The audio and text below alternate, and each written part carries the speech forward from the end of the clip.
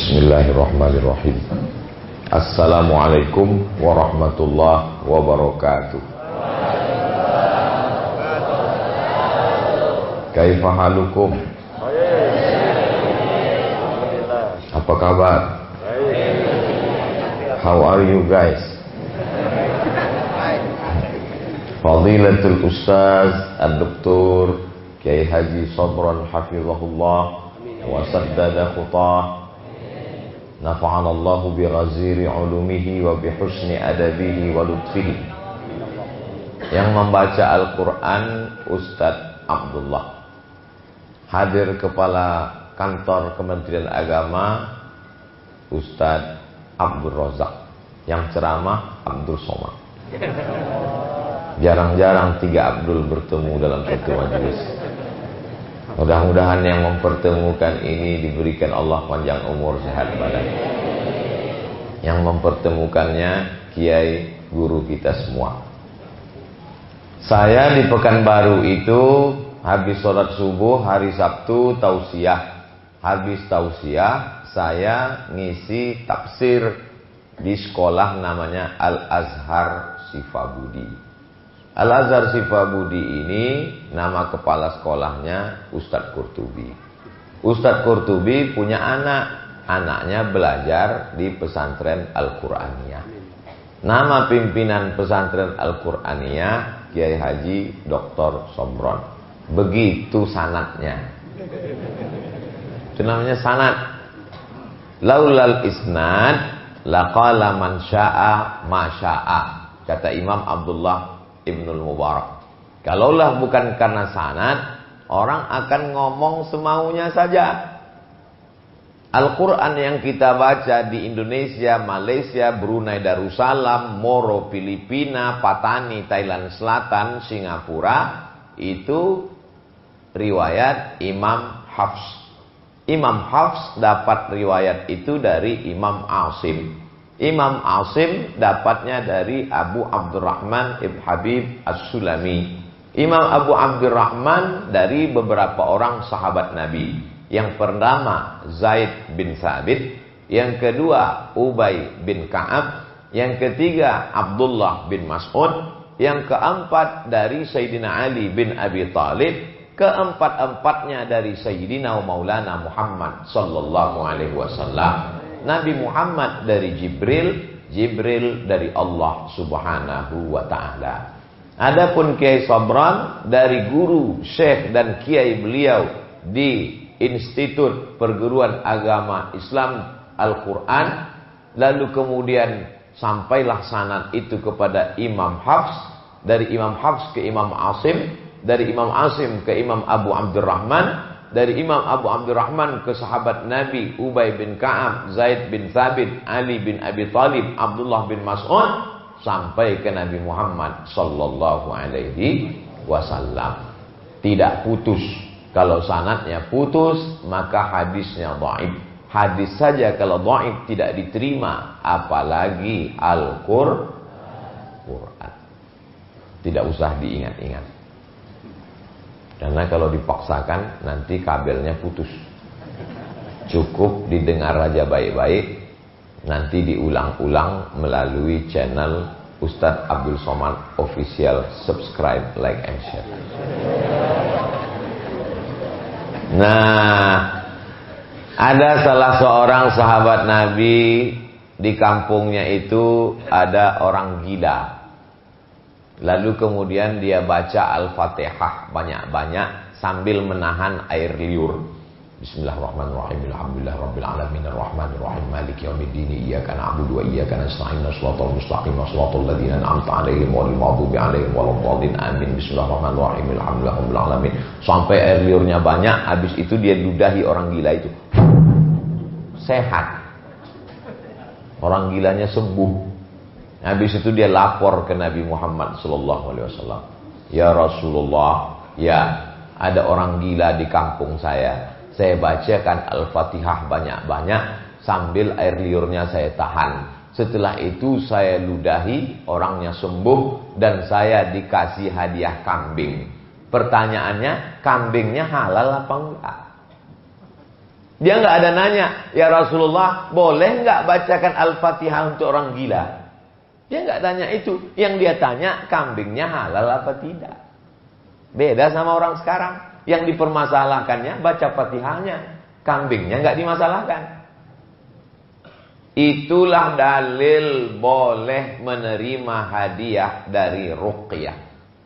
Riwayat kedua, sahabat Nabi musafir. Sampai di tengah jalan, mereka mau numpang nginap di rumah kepala suku. Kepala sukunya sombong, angkuh, tidak mengizinkan. Gak boleh nginap di sini. Silakan lanjut perjalanan. Mereka lanjut perjalanan. Gak berapa lama melanjutkan perjalanan, tiba-tiba ada orang mengejar dari belakang. Dengan napas tersengal-sengal orang itu ngomong, tolonglah pulang lagi temui kepala suku. Kenapa? Karena kepala sukunya baru disengat kalajengking. Syukur. Andai saya itu yang diminta tolong, rasain dulu. Tapi orang ini baik.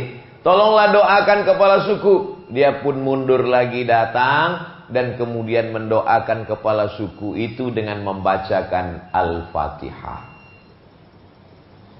Setelah dibacakan Al-Fatihah, kepala sukunya sembuh, dapat hadiah 30 ekor kambing. Sampai di kota Madinah, dia cerita ke Rasulullah. Ya Rasulullah sallallahu alaihi wasallam, ada kepala suku disengat kalajengking, saya bacakan Al-Fatihah sembuh dan dapat 30 ekor kambing. Nanya ke Nabi, halalkah 30 ekor kambing ini? Kata Nabi, kenapa kamu nggak bagi-bagi? Dari dua riwayat ini menguatkan makna wa nunazzilu minal qur'ani ma huwa syifa. Bahasa Arabnya obat itu dua, dawa dengan syifa. Kenapa Allah tidak mengatakan wa nunazzilu minal qur'ani ma huwa dawa? Karena kalau dawa diminum bisa sehat, bisa sakit, bisa mati. Tapi kalau syifa pasti sembuh.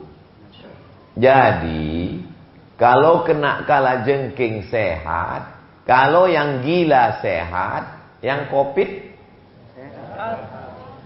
kok mati?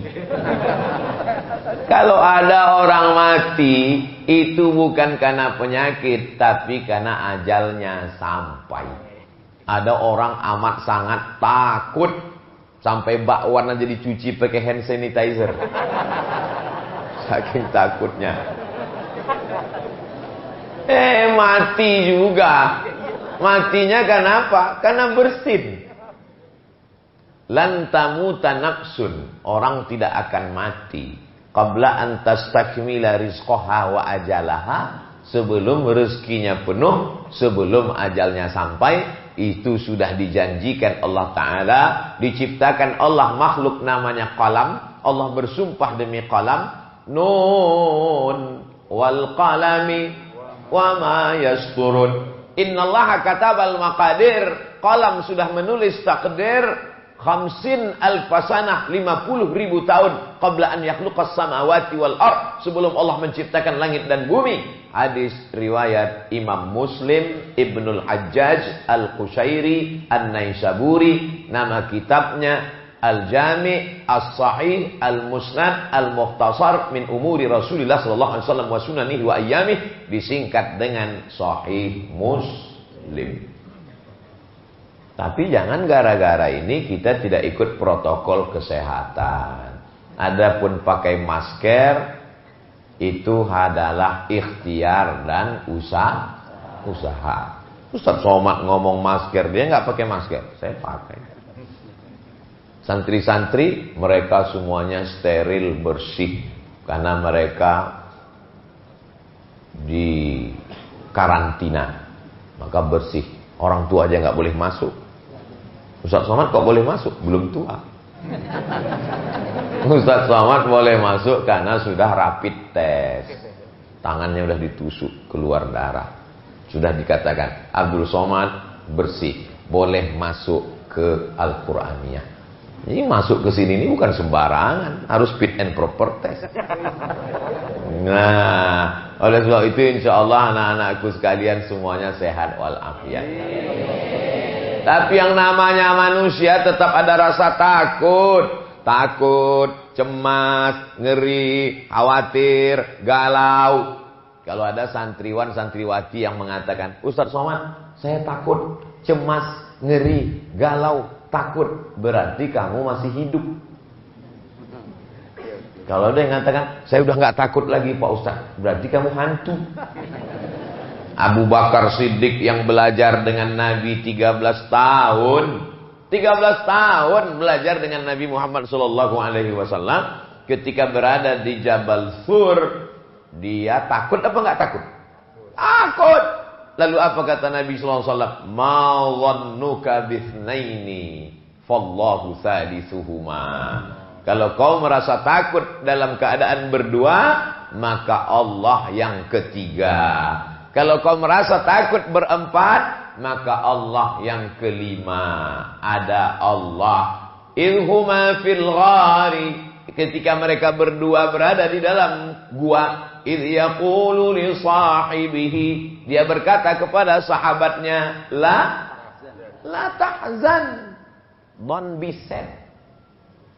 Jadilah satu buku yang ditulis oleh Dr. Aid Al-Qarni. Bukunya bestseller, ditulis berbagai bahasa di dunia, Inggris, Prancis, Indonesia. La tahzan, don't be sad, jangan sedih, jangan takut, jangan galau. Kenapa?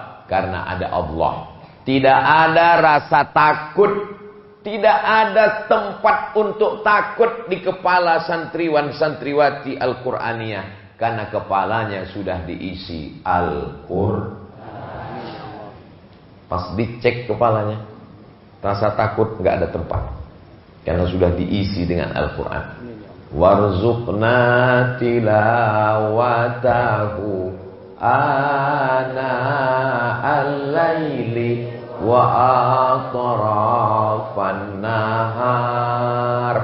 Ana al-laili, ketika di waktu malam. Wa atrafan nahar, dan ujung siang. Yang dimaksud ujung siang awal terbit matahari, ujung siang petang tenggelam matahari, malam, pagi, petang isi kepalanya Al-Quran.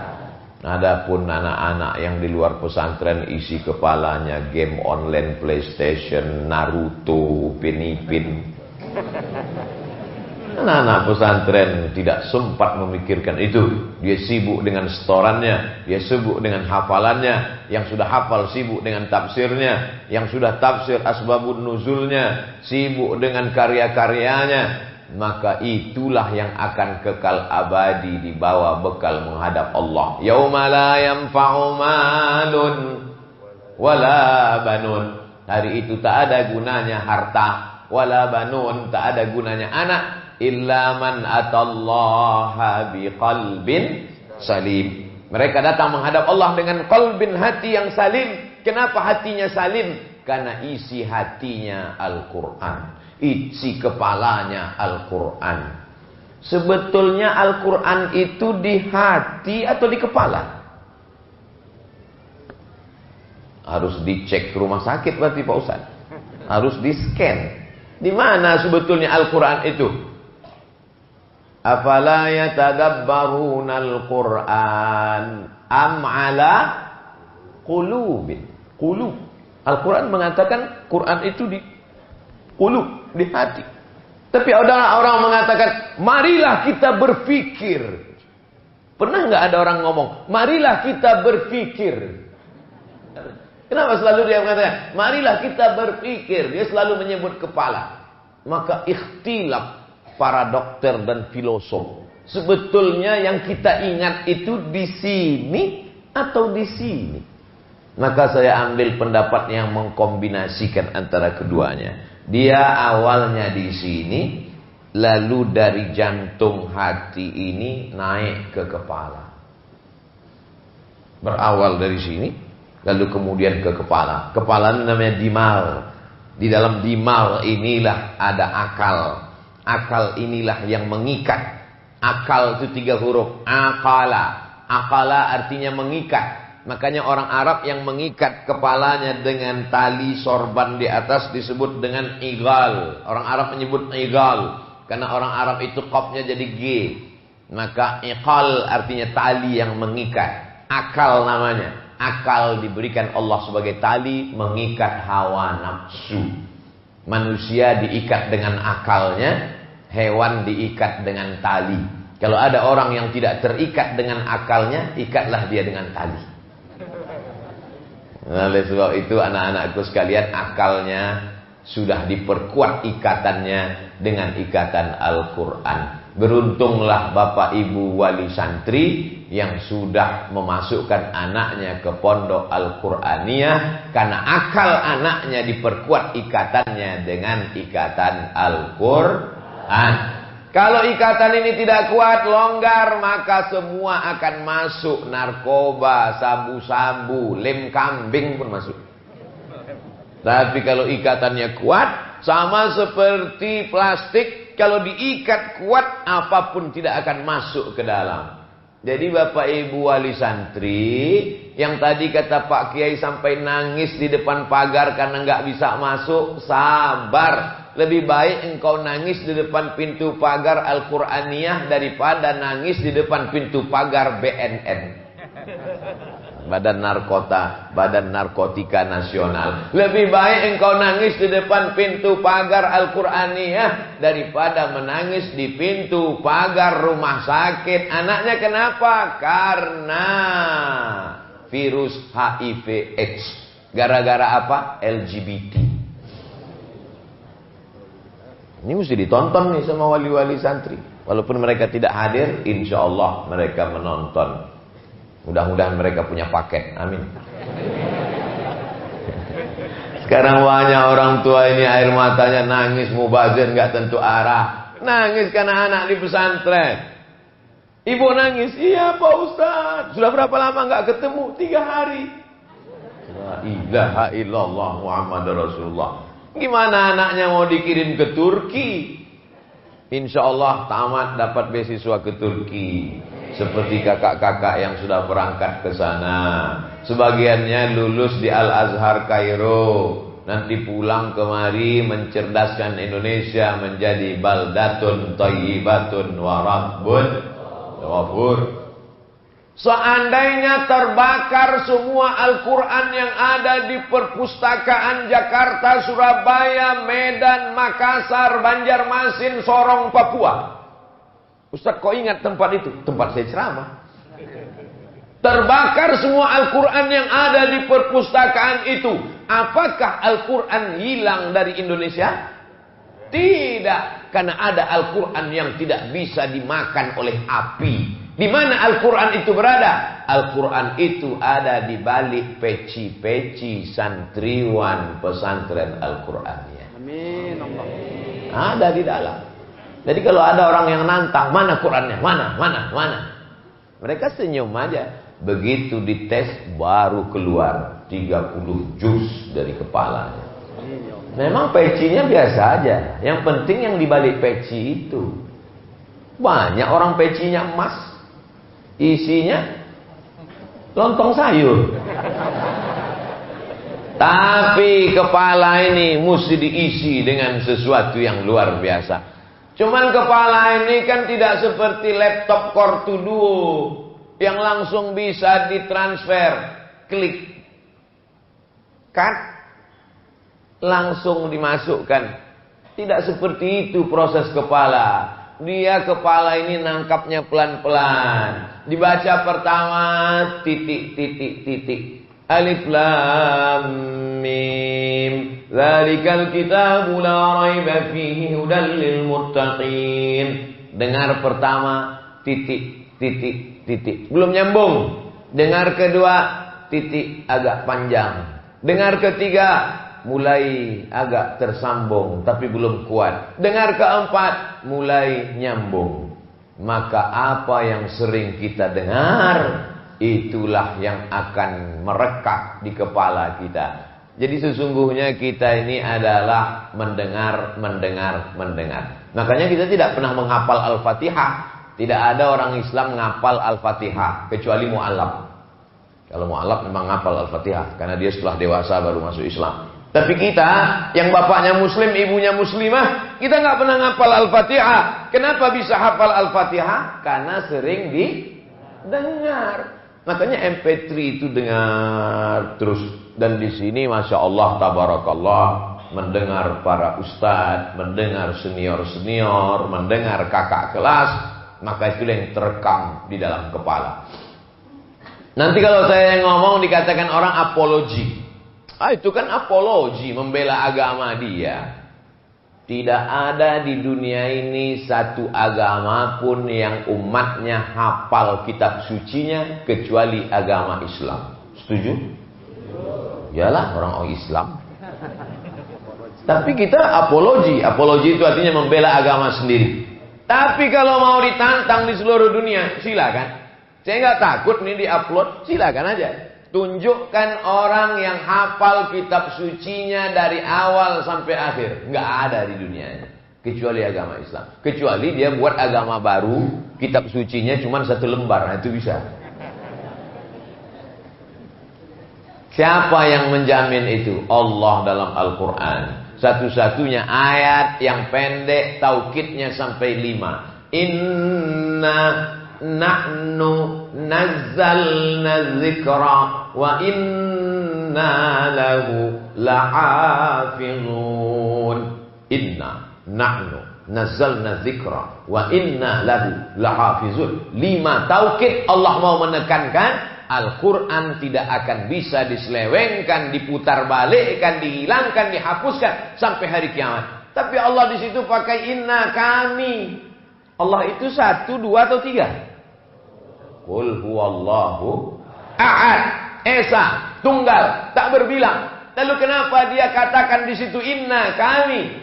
Allah mau ngasih tahu, aku dan santriwan-santriwati Al-Quraniyah menjaga Al-Quran sampai hari kiamat. Senang tak disatu kelompokkan bersama Allah Subhanahu wa ta'ala? Alhamdulillah Pak Ustadz, tadi saya satu majelis. Sama siapa? Sama bupati. Alhamdulillah Pak Ustadz, tadi saya satu bis. Sama siapa? Sama gubernur. Alhamdulillah Pak Ustadz, tadi saya satu pesawat. Sama siapa? Sama presiden. Terus dia duduk paling depan, saya duduk paling belakang. Orang begitu bangga satu majelis dengan pejabat. Tapi ini disatu majeliskan dengan Allah. Inna nahnu nazzalna dzikra wa inna lahu lahafizun. Kami, kata Allah. Allah ingin mengatakan aku dan mereka yang penghafal Quran ikut menjaga Al-Quran sampai hari kiamat. Oleh sebab itu anak-anakku, santriwan-santriwati yang sudah hafal Quran mudah-mudahan istiqomah. Yang belum, yang masih belum, kurang-kurang semangat, maka bersemangat. Adapun jadi juara internasional, jadi menang musabaqah, itu bonusnya. Lebih daripada itu adalah kehormatan yang luar biasa. Ayah ibu kalian nanti di akhirat, mereka yang di atas kepalanya ada tajun minan nur, mahkota dari cahaya. Kenapa mereka dapat mahkota dari cahaya? Crown, taj, mahkota. Karena mereka membiarkan, melepas ridho, senang anak-anak mereka berpisah dalam keadaan jauh dari kota tempat tinggal, dalam keadaan COVID, mereka lepas anaknya demi untuk menjadi para penghafal Al-Quran. Beruntung, bertuah. Sayang dengan anak bukan disediakan kamar, di dalamnya ada TV, di dalamnya ada kulkas, dibelikan mobil, dibelikan motor. Semuanya dilepas, kaca spionnya dicopot, lampunya dicopot, knalpotnya dicopot, remnya dicopot, nabrak tiang listrik, mati. Bukan begitu sayang kepada anak. Sayang kepada anak bukan dibelikan handphone, game online PlayStation. Belilah handphone limited edition, hanya 3 di dunia. 1 di Amerika, 1 di Australia, 1 di Jakarta. Itu dia beli untuk anaknya. Saking canggihnya, cara menghidupkannya pun nggak tahu. Sampai di rumah bingung, apa yang mau dipencet? Telepon teknisi, teknisinya ketawa. Ini super canggih bu, hidupkannya gimana? Bersin aja, hidup.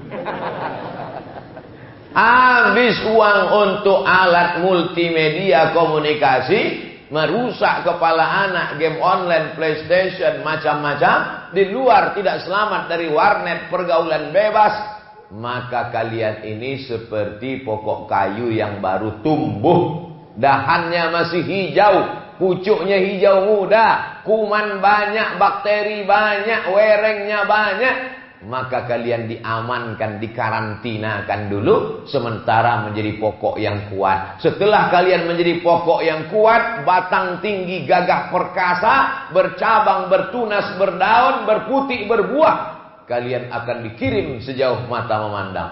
Ada yang sampai nanti ke Cambridge University. Amin, ya Allah. Ada yang dapat beasiswa ke Al-Azhar University. Amin. Ada yang dapat beasiswa ke Pak Ustadz, Australia National University. Otaknya Inggris, otaknya Australia, hatinya tetap Makkah, isinya tetap Al-Quranul Karim. Karena yang mengungkapkan mukjizat-mukjizat Al-Quran itu tidak bisa semuanya Ustadz Somad kalau bicara tentang mukjizat Al-Quran orang nggak akan percaya. Tapi kalau ada di antara anakku ini yang menjadi SPOG, spesialis objin, spesialis kandungan, bicara dia tentang ayat Al-Quran bahwa manusia itu dari nutfah, setelah nutfah berubah menjadi alaqah, dari alaqah berubah menjadi mudghah, mudghah itu kemudian berubah menjadi izam, fakasawnal izama lahma, lalu tulang itu dibalut dengan daging, summa ansha'nahu khalqan akhar, kemudian dia menjadi makhluk yang lain, bukan tulang, bukan darah, bukan daging, tapi makhluk yang sempurna. Fatabarakallahu ahsanul khaliqin. Nutfah berubah menjadi alaqah, berubah menjadi mudghah, berubah menjadi izam dibalut, barulah menjadi manusia. 5 proses perjalanan manusia dijelaskan oleh dokter spesialis kandungan. Percaya nggak masyarakat? Percaya. Kalau Abdul Somad yang menjelaskan itu, man takallama fi ghairi fannihi ata bil ajaib. Siapa yang bicara bukan pada bidangnya, ngomongnya ajaib-ajaib. Makanya saya nggak pernah ngomong penjelasan itu.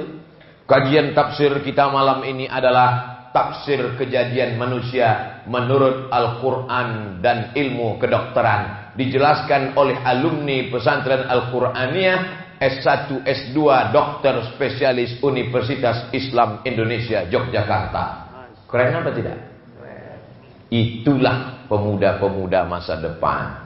Bicara tentang ghulibatir Rum, bangsa Roma dikalahkan. Di mana bangsa Roma dikalahkan? Fi adnal ardi. Diterjemahkan dalam terjemah Al-Quran, ghulibatir Rum, bangsa Roma dikalahkan oleh Persia. Fi adnal ardi, di bumi terdekat. Kata ahli tafsir, tempat perang itu adalah di Dead Sea. Dead mati, Sea laut. Bahasa Arabnya Al-Bahrul Mayyit. Bahru laut, mayit mayat, laut mati. Kenapa di situ disebut laut mati? Saking asidnya nggak ada yang hidup. Ikan-ikan pun mati saking asidnya. Dimasukkan ikan laut ke situ langsung jadi ikan asin. Di Yordania. Makanya mahasiswa dulu dari Yordan, teman-teman kami kalau musim haji pergi ke Makkah itu bawa garam dari laut mati, dijual ke jamaah haji Indonesia. Jual garam dari laut mati, dibeli oleh orang Indonesia. Obat apa? Gatal-gatal. Makanya yang kena koreng, kena kurap, kena kudis, mandi di situ meringis kesakitan. Habis itu sehat. Laki-laki yang gatal matanya jelalatan mandi di situ sehat juga. Bahrul Mayyit. Disitulah lokasi perang antara Romawi dengan Persia. Ulibatir Rum. Waktu itu Romawi kalah, menang Persia. Fi bid'i sinin. Tapi nanti beberapa tahun ke depan insya Allah Persia akan kalah dan Rum akan menang. Prediksi Al-Quran wahyu dari Allah. Betul. Persia kalah, Romawi menang. Lokasi perangnya di mana? Di Yordania, di Laut Mati. Mengapa dikatakan bumi terdekat? Apa kata ahli tafsir dulu? Dikatakan bumi terdekat karena Yordania dekat dari kota Makkah. Yaman di bawah, Madinah di atas, di atasnya Yordania. Di atas itu negeri Syam, 4 negara. Yordania, Suriah, Lebanon, Palestina. Fi adnal ardi, di bumi terdekat. Ternyata setelah diteliti oleh pakar geologi ilmu bumi sekarang, makna adnal ardi adalah bumi terendah. Karena ternyata permukaan bumi yang paling rendah di atas muka dunia ini adalah laut mati. Siapa yang bisa mengungkapkan itu? Pakar geologi ilmu bumi yang mengkaji mana bumi terendah, mana bumi tertinggi. Oleh sebab itu ilmu-ilmu pengetahuan ini akan menunjukkan mukjizat-mukjizat Al-Quran. SPOG, spesialis kandungan, menunjukkan mukjizat Al-Quran tentang penciptaan manusia. Pakar geologi menunjukkan mukjizat Al-Quran tentang kehebatan ilmu bumi. Janji Allah Ta'ala, sanurihim ayatina fil afaq, kami akan tunjukkan ayat-ayat tanda-tanda kebesaran kami di atas muka bumi, di dalam diri mereka, hatta yatabayyana lahum annahul haq, sampai mereka yakin bahwa Al-Quran ini datang dari Allah. Wa ma yantiqu 'anil hawa in huwa illa wahyun yuha.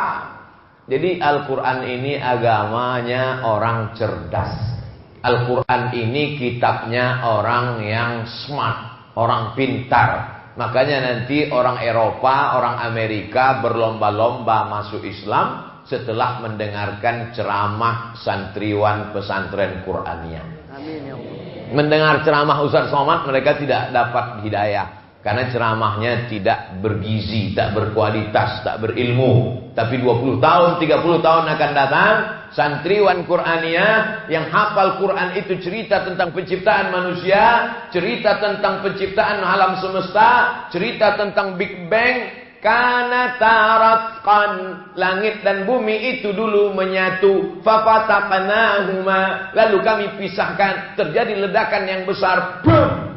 Memisah antara langit dan bumi, planet-planet. Mereka yang akan menjelaskan itu, apa ilmu mereka? Astronomi. Inna fi khalqis samawati wal ardi wa ikhtilafil laili wan nahar la ayat. Inna fi khalqis samawati, dalam penciptaan langit. Berpikir tentang penciptaan langit, muncul astronomi. Bukan astrologi. Sekarang yang banyak dibaca oleh orang Islam, astrologi. Apa beda astronomi dengan astrologi, Ustaz? Astronomi ilmu tentang planet. Astrologi, kalau lahir bulan April bintangnya Taurus, jangan nikah dengan bintang ikan. Karena Taurus sama ikan masuk laut, gembung masuk angin. Astrologi, ilmu nujum, ilmu perbintangan. Kadzabal munajjimun walau sadaku. Orang yang suka astrologi itu bohong. Kalaupun betul, cuman kebetulan, kata Nabi SAW. Jadi yang didalami itu adalah ilmu astronomi. Inna fi khalqis samawati, astronomi, wal ardi, geologi, wa ikhtilafil laili wan nahar, meteorologi, klimatologi, dan geofisika. La ayatin, itu semua ayat-ayat. Ada ayat kursi, ada ayat surat Al-Baqarah, ada ayat Al-Quran. Itu namanya tafsir ayat-ayat yang tersurat. Tapi ada tafsir ayat-ayat kauniyah, ayat alam semesta. Lebih besar, lebih banyak. Dan kalau itu dijelaskan, manusia akan dapat hidayah Al-Quran. Allahumma hdina, beri kami hidayah. Wahdi bina, berikan orang lain hidayah. Waj'alna sababan liman ihtada, jadikan sebab hidayah itu karena kami. Jadi orang Eropa, orang Belanda, orang Jepang akan masuk Islam karena ceramah santriwan santriwati Qur'aniyah. Mereka akan bicara dengan bahasa dokter. mereka akan bicara dengan bahasa astronomi, mereka akan bicara dengan bahasa geologi, dijelaskannya dengan bahasa Inggris, bahasa Jepang, bahasa Mandarin. Waktu itu Abdul Somad sudah masuk liang lahat, tapi tetap dapat royaltinya. Itulah makna mandalla ala khairin falahu mithlu ajri fa'ilihi. Siapa yang menunjukkan suatu kebaikan, dia dapat balasan pahalanya. Gimana santriwan-santriwati Qur'annya? Siap? Insya Allah. Jadi sesuai dengan bakat masing-masing. Kan tidak semua suaranya seperti suara Ustadz Abdullah yang juara internasional. Juara internasional itu artinya juara dunia. Dikumpulkan semua qori di dunia, beliau juara. Andai ada musabaqah dunia akhirat, juara juga beliau. Tapi tidak semua suara kita seperti itu. Karena dengan melantunkan bayati, sobasikan, hawan, jahar, karas, napas panjang, yang suaranya bagus, tekuni itu. Tapi yang suara kurang bagus, jangan putus asa. Lalu kemudian minum racun tikus. Na'udzubillah. Ada bidang yang lain. Bidang apa? Bidang tafsir sains dan teknologi. Jangan masuk surga dari satu pintu saja. Allah ciptakan banyak pintu. Udkhulu min abwabin mutafarriqah. Masuklah kalian ke Mesir dari pintu yang banyak. Pesan Nabi Ya'qub kepada anak-anaknya. Bisa masuk dari pintu bayati sobasika nahawan jaharka. Bisa masuk dari pintu fahmil Quran. Bisa. Ada orang yang suaranya nggak bagus. Mau fahmil ceramah juga kurang bagus. Tapi kaligrafinya bagus luar biasa. Saya melihat kaligrafi ini, Masya Allah Pak Ustadz. Bacaannya apa? Entah. Wakim kan luar biasa, bengkok-bengkoknya luar biasa. Saya insya Allah masih bisa baca. Inna dina indallahil Islam. Innamal mu'minuna. Oh, enggak nampak. Itu Pak Ustadz? Enggak nampak karena tertutup oleh Qul in kuntum tuhibbunallah fattabi'uni yuhibbukumullah. Oleh sebab itu maka tidak ada berputus asa karena kurang kemampuan di bidang apapun. Ada khatil Quran, ada fahmil Quran, ada lagi cabang namanya menulis makalah Al-Quran. Dulu namanya MMQ, musabaqah makalah menulis makalah ilmiah Al-Quran. Jadi sekarang Al-Quran ini Masya Allah tabarakallah bercabang-cabang. Jadi anak-anakku sekalian, Al-Quran dibaca napasnya tidak boleh mencuri napas. Begitu dulu kata juri. Tidak boleh mencuri napas. Yang biasa menjadi pencuri bingung. Kok saya nggak pernah nyuri itu ya? Mencuri napas. Maka Al-Quran itu dibaca dari awal sampai akhir. Ada idgham, ada ikhfa, ada qalqalah, ada hunnah, ada bilahunnah. Itu tidak ada dalam bahasa Indonesia. Min qablikum. Mana ada itu dalam bahasa kita? Kamu lagi ngapain? Mencuci. Enggak ada itu. Dalam bahasa Inggris pun itu enggak ada. Itu hanya ada dalam bahasa Arab. Dari mulai makharijul hurufnya. Makanya bahasa Arab itu disebut dengan lughatud dhad. Lughatud dhad, bahasa dhad. Karena satu-satunya huruf yang tidak ada dalam bahasa lain, Inggris, Prancis, Jerman, Yunani, Greek, huruf dhad. Sebutkan bahasa Indonesia yang pakai dhad. Ada? Tidak ada pakai dhad.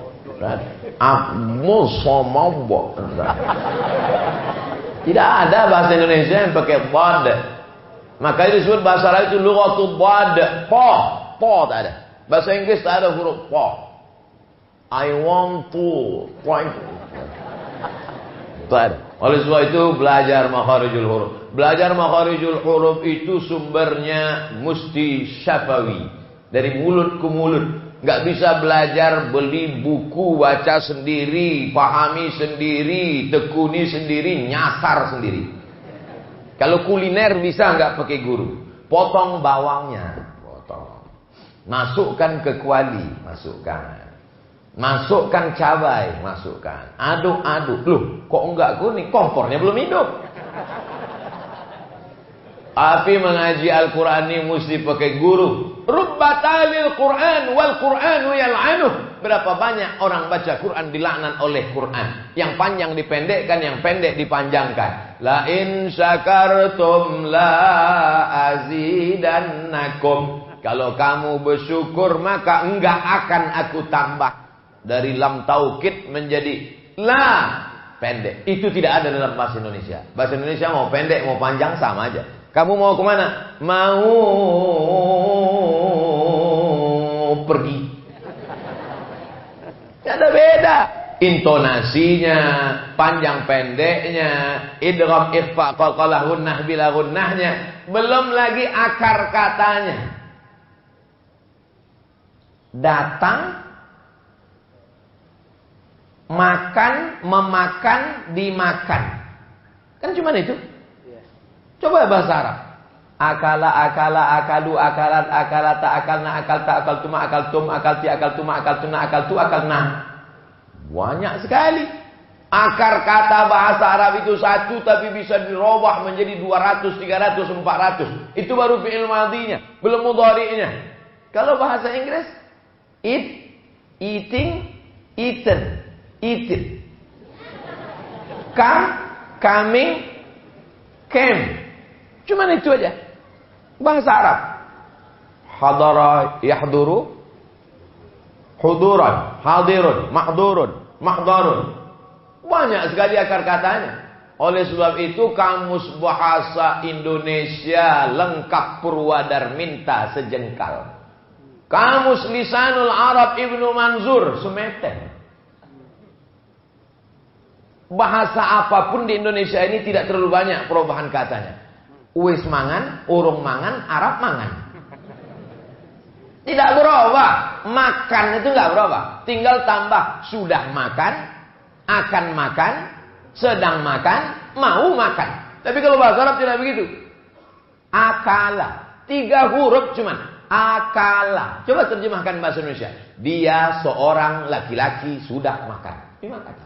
Akala. Yakulu. Dia seorang laki-laki sedang makan. Saya kulu. Dia seorang laki-laki akan makan. Dekat sebentar lagi. Kalau masih lama, saufa yakulu. Jadi makanya buku bahasa Arab yang 100 halaman, kalau diterjemahkan ke bahasa Indonesia jadi 200. Kenapa begitu tebal? Karena kita pakai kata terlalu panjang lebar dan orang nggak paham. Selama saya ceramah ini, ada yang nggak paham? Ya itulah, kata-katanya panjang dan orang nggak paham. Maka saya berusaha untuk meminimalisir. Di mana-mana saya sampaikan 60 menit. Sesuai dengan yang tertulis di botol 600 ml.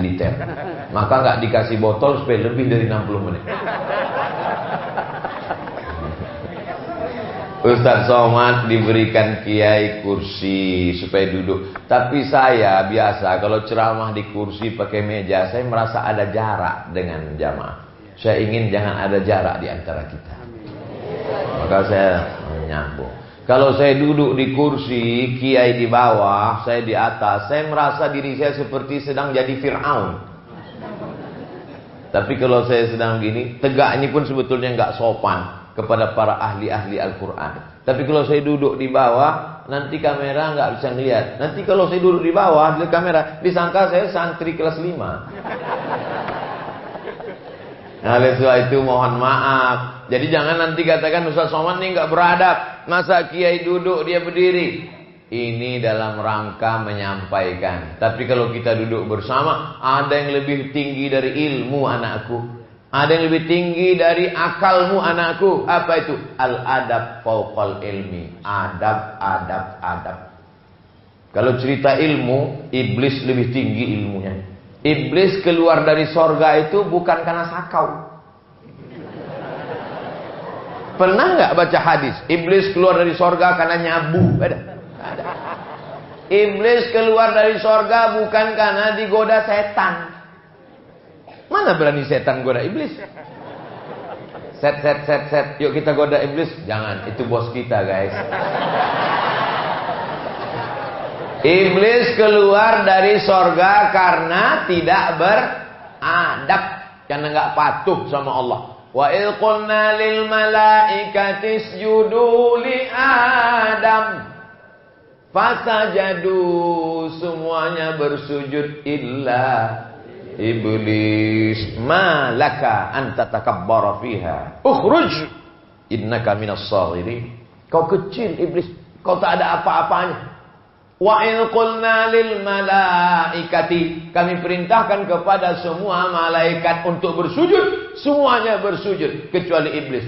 Iblis itu malaikatkah? Tidak. Iblis bukan malaikat. Dalam surah Al-Kahfi dikatakan dia bukan malaikat. Kana minal jinni. Iblis itu jin, bukan malaikat. Yang disuruh sujud malaikat. Kenapa bisa iblis ada di barisan malaikat? Iblis bukan malaikat, tapi dia bisa selevel dengan malaikat karena amalnya yang sangat banyak. Iblis itu awalnya naik beramal 1000 tahun ke langit pertama, beramal 1000 tahun lagi ke langit kedua, beramal 1000 tahun lagi ke langit keempat, beramal 7000 tahun ke langit ketujuh, selevel dengan para malaikat. Jadi kalau ada orang hafalannya banyak, amalnya banyak, sombong. Enggak, saya yang ngomong. Akhlakmu anakku. Oleh sebab itu jangan karena prestasi yang luar biasa lalu datang ke pesantren petantang petenteng. Saya sampai hari ini tetap datang ke sekolah SD saya, mencium tangan guru saya yang dulu menjedutkan kepala saya ke papan tulis. Ustaz marah? Enggak. Ustaz dendam? Enggak. Ustaz sakit hati? Enggak. Cuman ingat aja dikit. Karena kita tidak pernah jadi mantan murid dan dia tidak pernah menjadi mantan guru, sampai hari kiamat dia adalah guru kita. Betul? Enaknya jadi guru adalah setiap amal anakku semuanya mengalir kepada guru-guru. Guru yang digugu dan ditiru. Dari mulai cara pakai sorbannya, dari mulai cara berjalannya, dari mulai cara baca Qur'annya, dari bagaimana cara menarik nafasnya, bagaimana membaca lantunan Al-Qur'annya. Oleh sebab itu guru-guru kita ini Masya Allah, tabarakallah. Kadang ilmu kita ini biasa saja, tapi yang lebih banyak itu adalah barokahnya. Makanya kalau kita di pondok-pondok pesantren itu kadang ngaji baca kitab, baca kitabnya cuma 3 baris yang paling panjang. Untuk almarhum Kiai Fulan Al-Fatihah, untuk almarhum Kiai Syekh Abdul Qadir Al-Jilani Al-Fatihah, untuk Syekh Bahauddin anak sampai ini. Orang yang nggak ngerti, loh ini kapan ngajinya Fatihah-Fatihah mulu. Wattaqullah wa yu'allimukumullah. Kalau kau takut kepada Allah, maka Allah yang mengajarkan engkau ilmu. Wa 'allamnahu min ladunna ilma. Coba baca tafsir Abu Ja'far Ibnu Jarir At-Tabari. 24 jilid, 24 juz tafsir At-Tabari. Itu nggak masuk akal dengan sanad-sanadnya lengkap. Dari Imam Ad-Dhahhak ke Ibnu Abbas, dari Jabir, dari kemudian Imam Muari, mana sanad-sanad itu lengkap semua. Padahal waktu itu Imam Abu Ja'far Ibnu Jarir At-Tabari nulis tafsir itu tidak pakai bantuan laptop dan www.google.com. Murni dengan akalnya. Dari mana dia dapat itu? Wahyu? Tidak, karena wahyu sudah berakhir dengan datangnya Nabi Muhammad SAW. Dia dapat dari mana itu? Dari barokah guru-gurunya. Oleh sebab itu jangan pernah melawan guru. Guru itu mudah saja. Sami'na wa ata'na. Di Pulau Jawa, di India namanya guru. Guru itu bahasa India. Sedangkan di Pulau Jawa namanya kiai. Karena di Jawa dulu suatu yang mulia-mulia, ada gending, ada tombak, ada keris, itu dipanggil kiai. Karena dia makhluk yang dimuliakan di budaya Jawa dulu. Maka ketika datang orang mengajarkan agama, dipanggil kiai. Makanya ada lembu warna putih yang dimuliakan, itu disebut dengan Kiai Slamet.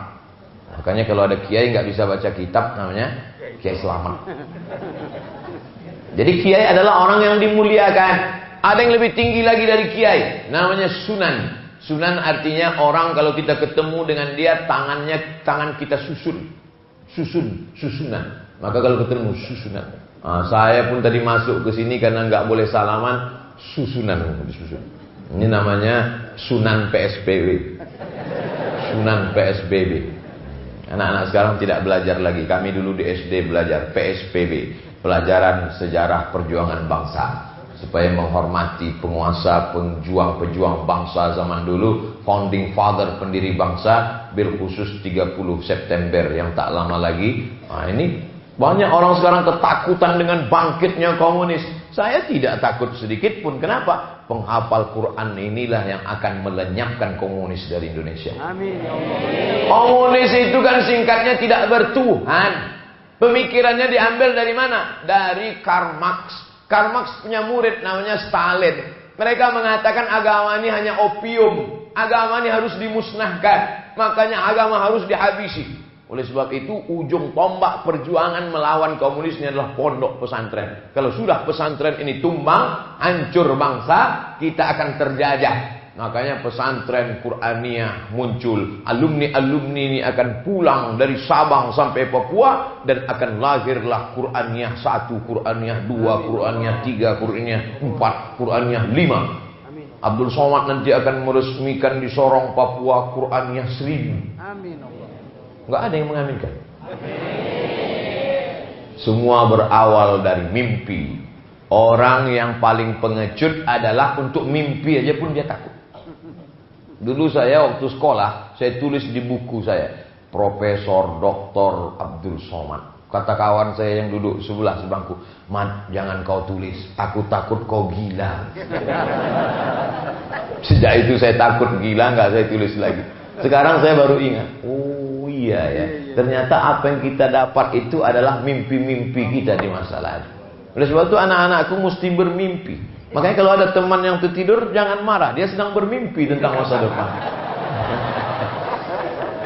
Enggak apa-apa, Ustadz, saya nggak pernah marah nggak pernah saya marah di ceramah di mana-mana sama santridat. Coba tonton di video. Kenapa? Karena mereka itu saya kalau ke pesantren, saya tidak merasa sebagai ustadz. Saya di mana-mana kalau ceramah ke pesantren, saya ingat dulu waktu jadi santri. Kalian masih lumayan dengan ceramah. Kami dulu. Itu banyak teman-teman itu waktu sholat subuh, sujud pertama sekaligus sujud terakhir. Nggak mau bangun. Itu. Makanya santri Qur'aniyah luar biasa. Ustaz Somad ceramah, mereka masih mendengar. Kami dulu ada mudabbir. Kelas 5 itu mudabbir kemana-mana bawa sorban. Dengan buku. Ini tangan ini nggak terhitung tak berapa kali kena batang sapu. Yang paling kejam itu adalah qismullah dengan qismul ta'lim. Habis sholat maghrib. Saya masih ingat yang mukul saya pakai sapu itu. Saya enggak dendam. Cuman kalau dia ngundang ceramah, saya enggak mau. Persahabatan dulu tuh luar biasa. Jadi kalian di pesantren ini, alhamdulillah nanti baru terasa 20 tahun, 30 tahun akan datang, ketemu reunian, lucu-lucuan. Oh, itu luar biasa kenangannya. Yang dikenang yang indah itu adalah sesuatu yang hari ini kita anggap biasa-biasa saja. Oleh sebab itu menulislah anakku. Saya ketika masuk pesantren, saya dikasih buku diari 1, saya tulis. Ada semua catatannya. Hari ini enggak pramuka kena pukul. Ada semua. Hari ini masuk ke lemari enggak ikut senam pagi. Ada. Tapi jangan ikut Ustaz Somad. Ustaz Somad ini termasuk bukan Ustaz yang baik. Termasuk banyak catatan kriminalnya. Oleh sebab itu ikut Ustaz Kiai Sobron yang baik-baik, yang tulus-tulus, yang ikhlas-ikhlas. Ada catatan. Hari Ahad ini orangnya pelit, sombong, lemarinya dibongkar, bumbu pecalnya habis.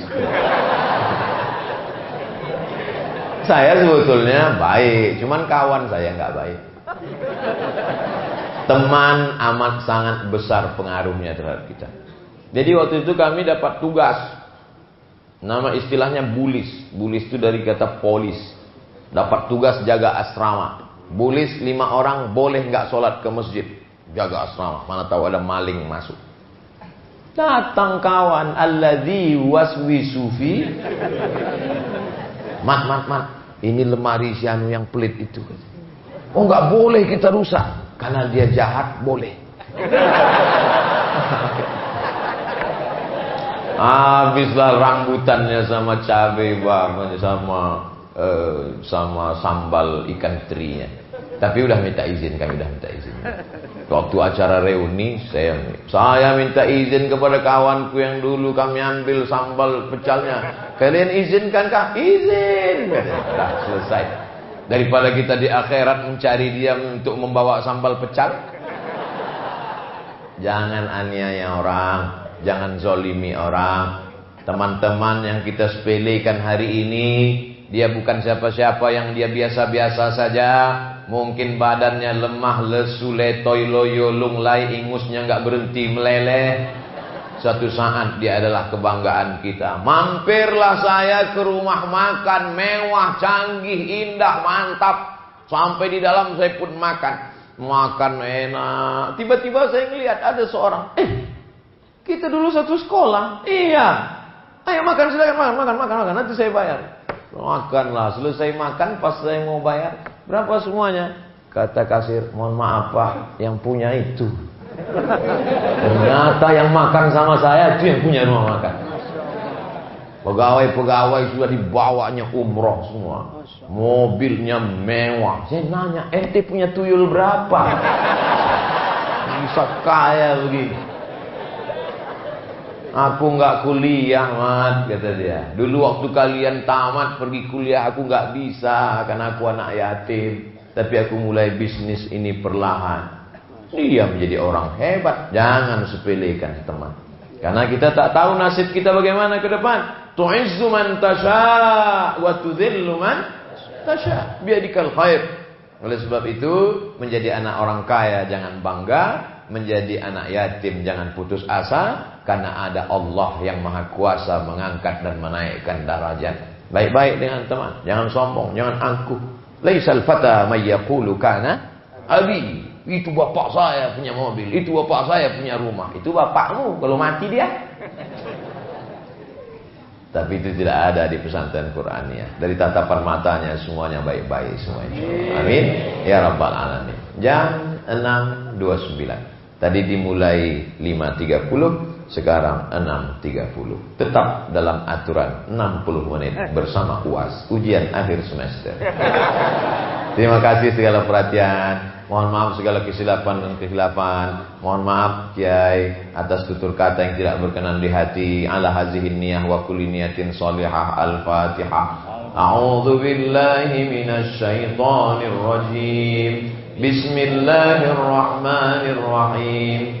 Alhamdulillahi rabbil alamin. Ar-Rahmanir Rahim. Malik yaumiddin. Iyyaka na'budu wa iyyaka nasta'in. Ihdinas siratal mustaqim. Siratal ladzina an'amta 'alaihim ghairil maghdubi 'alaihim waladdallin. Amin. Allahumma salli ala Sayyidina Muhammad wa ala ali Sayyidina Muhammad. Allahumma anzilir rahmata was salamata wal barakata ala hadhil jamaah wa ala sahibi hadzal majlis wa ala hadzal ma'hadil azim. Turunkan keselamatan, kerahmatan, keberkahan ke pondok pesantren Qur'aniyah beserta santriwan santriwatinya ya Allah. Allahumma ihfazna min kulli su' wa syarr. Jaga kami dari segala perbuatan maksiat dan dosa ya Allah. Allahumma arhamna bil Qur'an. Turunkanlah rahmatmu kepada kami dengan kemuliaan Al-Quran. Allahumma ja'al abna'ana wa banatina min huffazil Quran wal hafizan. Jadikan anak-anak kami menjadi para penghafal Quran. Minal mujahidina fi sabilik bi amwalihim wa anfusihim. Mereka akan berjuang menolong agamamu dengan harta dan nyawa mereka ya Allah. Allahumma ja'al hadzal balada baladan aminan mutmainnan ya'tihi rizquhu min kulli makan. Jadikan negara kesatuan Republik Indonesia negeri yang aman, damai, terbuka pintu rezeki dari segala penjuru ya Allah. Allahumma dafa'anna al-ghala wal waba wal fahsya wal riya wal riba wal zina wal munkar. Selamatkan negeri ini dari malapetaka, bencana, riba, zina, narkoba, perbuatan keji dan mungkar.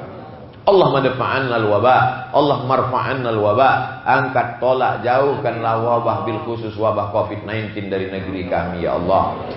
Rabbana fir lana dzunubana, ampunkan dosa kami, wali abaina, ayah kami, wali ummahatina, ibu kami, wali masyayikhina, para kiai guru-guru kami, wali man hadarana, semua yang hadir di majlis kami, wali man ghaba anna, yang tak dapat hadir karena suatu alasan uzur syar'i, wali ikhwanina alladzina sabaquna bil iman, saudara-saudara kami yang sudah mendahului kami dengan iman. Allahumma khtim lana bi husnil khatimah wa la taqtim alaina bi su'il khatimah. Rabbana ighfir lana dhunubana wa li ikhwanina alladzina sabaquna bil iman wa la taj'al fi qulubina ghillan lil ladzina amanu rabbana innaka ra'ufur rahim. Rabbana atina fid dunya hasanah wa fil akhirati hasanah wa qina adzaban nar. Wa sallallahu ala sayyidina wa maulana Muhammad wa ala alihi wa sahbihi wa sallam. Walhamdulillahi rabbil alamin. Taqabbalallahu minkum minna wa minkum, taqabbal ya karim. Terima kasih segala perhatian.